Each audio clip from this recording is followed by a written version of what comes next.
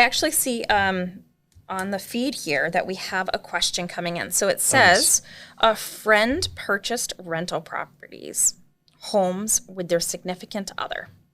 Okay. They're going down this road currently. Okay. What options do they have with their rental properties? So if you have maybe a family home and some rental properties. Boy. Yeah. That gets sticky fast. It gets sticky. It gets sticky. So there's several different ways to handle it. And a lot of it is what your intentions are. You know, there's several different types of divorce there that are possible. And if you're doing a collaborative divorce where everybody gets together and tries to work things out, fantastic.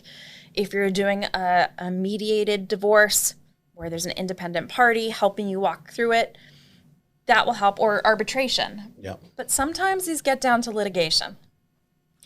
And when they get down to litigation, oftentimes they're getting pretty nasty. So my best advice on this to your friend is to really decide what they want and what they think is fair. Take the emotions out of it and look at it as if you're dividing up a business 50-50, because that's ultimately what this is. Okay. Now, depending on how many rental properties there are, one might have to divest some of the ones that they're awarded in order to be able to carry the mortgage on other ones that they're awarded. So some decisions will probably have to be made. What are your thoughts, Keith? Yeah, it's a very dynamic one. It is. Most divorce transactions that I've done have just been singular house, right? When you get into a position where you and your soon-to-be ex have bought multiple properties,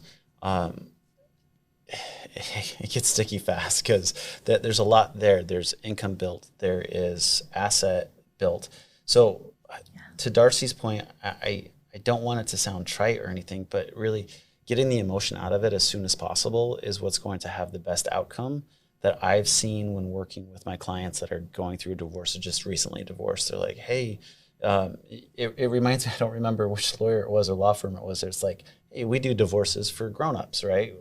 You know, people that are like, hey, we're just not getting along. This relationship isn't working. So let's find a solution that works for everybody. There are those out there, so long as we don't get too imbibed with the emotion. Yeah.